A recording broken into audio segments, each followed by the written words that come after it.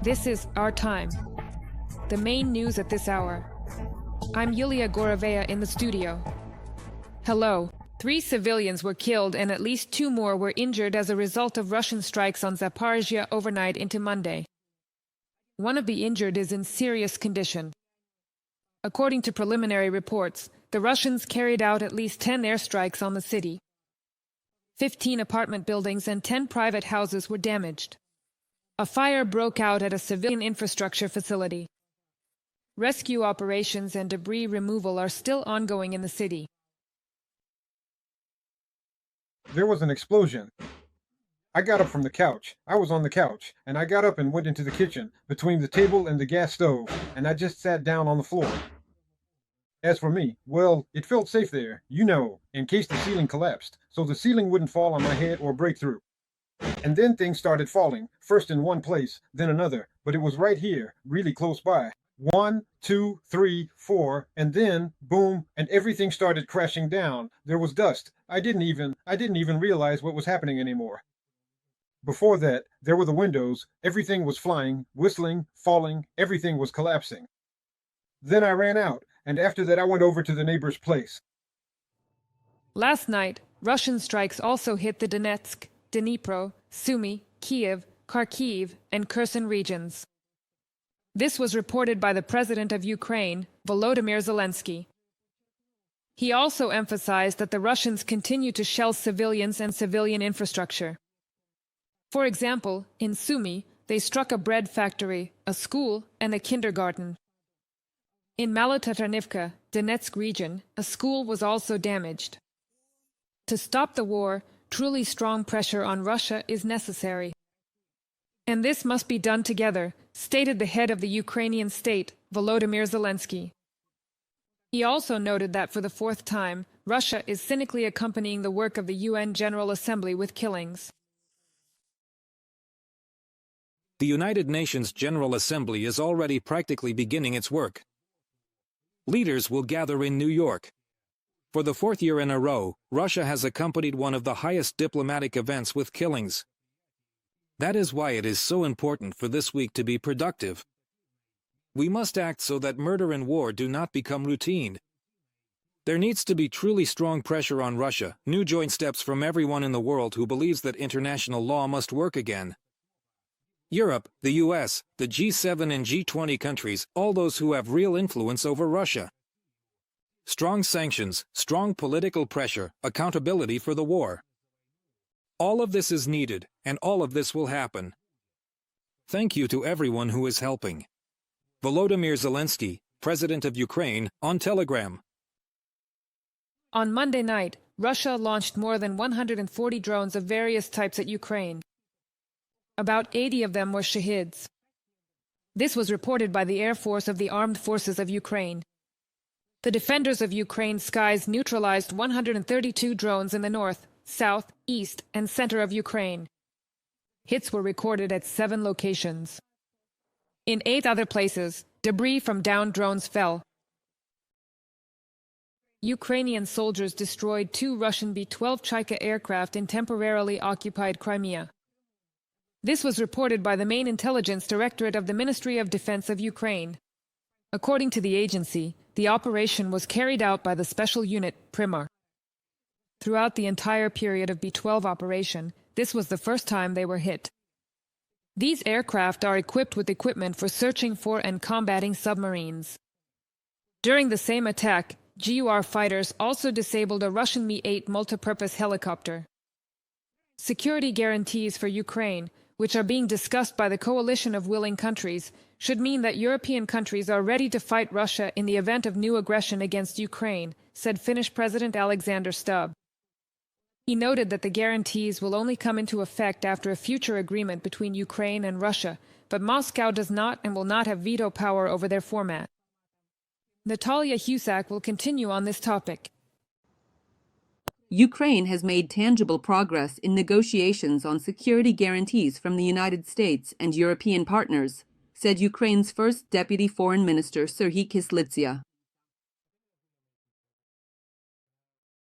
It seems to me that we are making progress, and I can agree with those who say that the progress is insufficient or not as obvious as we would like, but we are indeed achieving success. And I think the turning point came during the meeting in Washington, D.C., when the Americans and President Donald Trump himself confirmed that the United States would be part of the security guarantees.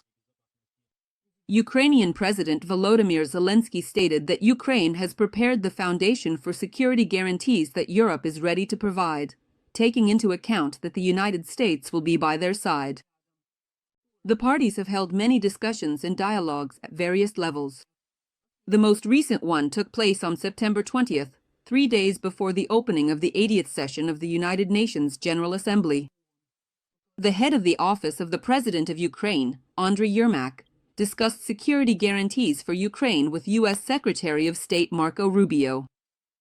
We discussed the preparation of security guarantees for Ukraine, as well as expanding cooperation in the military, defense, and economic spheres.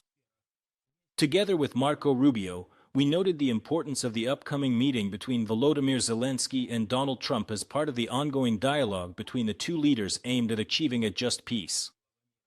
Andriy Yermak, head of the Office of the President of Ukraine, on Telegram. Volodymyr Zelenskyy plans to meet with Donald Trump on the sidelines of the UN General Assembly. Around 100 presidents and more than 40 heads of government will gather in New York for the high-level week. The President of Ukraine stated that during his meeting with the head of the White House, he wants to find out how close the parties are to understanding that security guarantees must be exactly what Ukraine needs. The negotiations between the presidents of Ukraine and the United States could play an important role in a peaceful settlement, according to Ukraine's permanent representative to the UN, Andriy Melnik. Personally, I have a good feeling that we will be able to find a very delicate way to make Russia understand that it can no longer hide behind excuses and explanations. We need to bring them back to the negotiating table. And unfortunately, it seems that the U.S. and President Trump are currently the only ones capable of achieving this goal, said Andriy Melnik, Ukraine's permanent representative to the UN, in an interview with Deutsche Welle. President Trump has repeatedly stated that he is disappointed in Putin. The head of the White House has called on oil exporters to lower fuel prices. He emphasized that the United States is ramping up oil production and doing everything possible to reduce the cost of raw materials. According to Trump, such economic pressure could force Russia to end the war against Ukraine. After all, the main source of funding for the Kremlin still remains energy trade. This will automatically stop Russia's war against Ukraine. Lower the prices just a bit more, and that will stop the war. I'm disappointed in Putin, but they will lose. 5,000 people are dying every week. Between 5,000 and 7,000 people are dying every week for no reason. Security guarantees for Ukraine are essentially meant to serve as a deterrent. And it has to be convincing, the President of Finland is certain. And that's only possible if European countries are ready to fight Russia in the event of new aggression from Moscow. And, of course, Putin does not and will not have a veto over the format of security guarantees for Ukraine, Alexander Stubb emphasized. Russia has absolutely no say in the sovereign decisions of an independent state. So for me, it's not a question of whether Russia will agree or not. Of course, it won't agree. But that's not the point. Alexander Stubb, President of Finland, in an interview with The Guardian.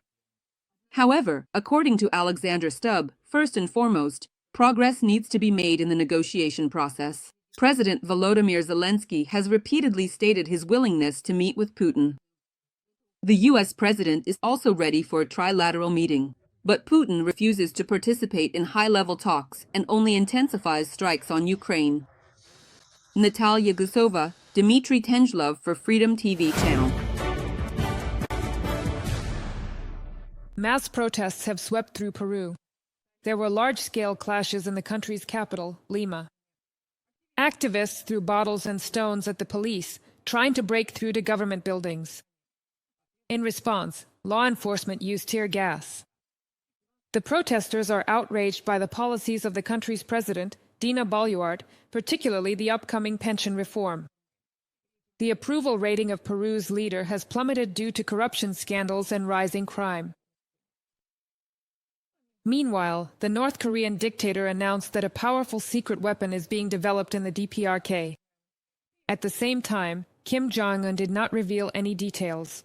However, according to him, the new developments will supposedly greatly increase the potential of the DPRK's military. The day before, the dictator emphasized that he has no intention of giving up the nuclear arsenal, even in exchange for the lifting of American sanctions. But he stated that North Korea has no reason to avoid dialogue with the United States. He even said that he fondly remembers his previous meetings with President Trump. Israel sharply condemned the countries that recognized Palestinian statehood. Israeli Prime Minister Benjamin Netanyahu stated that he will fight against such a decision at the UN and on other international platforms. According to him, it threatens Israel's coexistence and encourages acts of terror by Hamas. I have a clear message for those leaders who recognize the Palestinian state after the horrific massacre of October 7th. You are giving a huge reward to terrorism. And I have another message for you: this will not happen. A Palestinian state will not be established west of the Jordan River.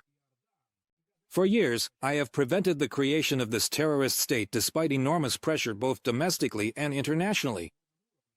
A response to the latest attempt to create a terrorist state in the very heart of our land will be given after my return from the United States. Wait for it. Let me remind you, just recently, another country, Portugal, recognized Palestinian statehood. This was preceded by decisions from Canada, the United Kingdom, and Australia. These decisions were made ahead of the United Nations General Assembly, which, I remind you, kicks off in New York today. Subscribe to UATV English and stay updated on the most important events, top news from Ukraine and all over the world, in-depth analysis, exclusive reports and interviews, all on hand in our channel. Join our community of viewers and stay tuned.